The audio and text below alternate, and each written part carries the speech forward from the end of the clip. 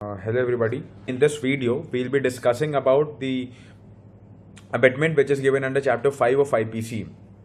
Now, abatement in simple terms means when any person abets the doing of a thing which is illegal by either of the three means, by instigating the other person to do that act, or the one person engages with other person by means of conspiracy and no in omission of anything or any illegal act to abet the other person to do an offense, or the third point under section 107 states that who intentionally aids by act or illegal omission the doing of that thing. So three ingredients are required. That instigation is necessary. Next thing, and the next point is engaging in conspiracy with other person, and thus ensuring that any illegal act or omission has been committed. And the third one is intentionally aiding by means of any act or illegal omission. These are your three requirements.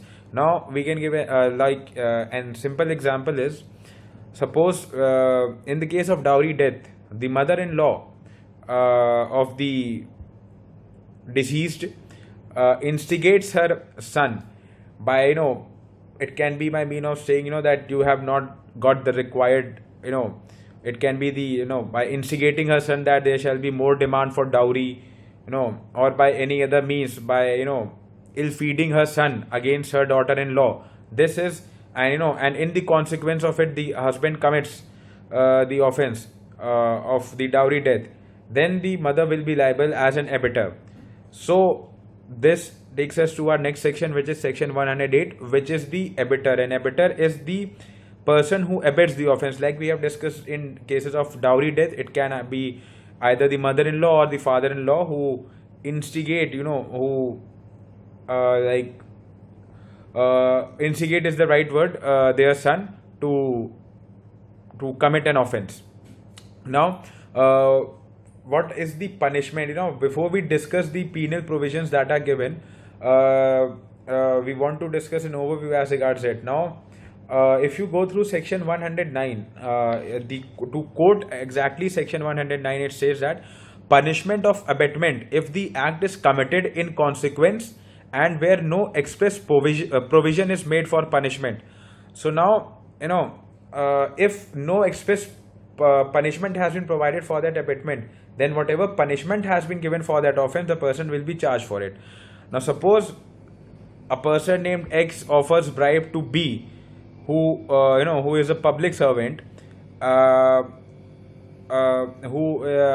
for the services that he has rendered. Now B accepts the bribe. So herein A has abetted the offense defined in section 161. So he'll be punished as per the provisions of section 161. Now the question arises, suppose a person abets the offense of say robbery, and in consequence thereof the offense of murder has been committed. He can be charged for murder if, owing to the probable consequence of the commission of robbery has led to the commission of murder. For instance, he abets two people to go and commit robbery in a particular place, and for this purpose he has given them deadly armed weapons, and when they go and commit robbery, in order to protect themselves, they use those weapons and people die. So in this case, murder is the probable consequence of robbery. So he will also be punished with the abatement of murder also.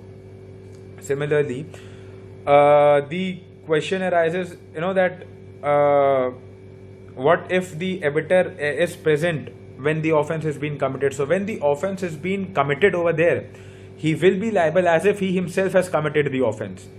Now, abatement, the punishment for offenses which are punishable with death or imprisonment for life. If the offense is not committed, in that case, a person can be punished with imprisonment of 7 years.